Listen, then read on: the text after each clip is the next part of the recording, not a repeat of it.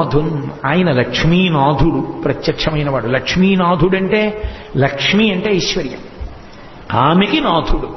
కాబట్టి ఇప్పుడు ఆయన ఏమి ఇవ్వలేడు, ఏమైనా ఇస్తాడు. ఇప్పుడు ఆయనే ప్రత్యక్షం అయ్యాడంటే అర్థం ఏమిటి? అతిథి కోరిక తీరిపోతుంది. తీరా అడిగిన తర్వాత అలా అంటావా, కష్టమేమో. అలా అనవలసిన అవసరం ఉన్నవాడు కాడు ఆయన. మాధవుడు, మాధవుడు మా అంటే లక్ష్మీధవుడు అంటే భర్త, లక్ష్మీనాథుడు అయిన. కాబట్టి ఆయన ఏమి ఇవ్వలేడు, ఏమైనా ఇవ్వగలడు.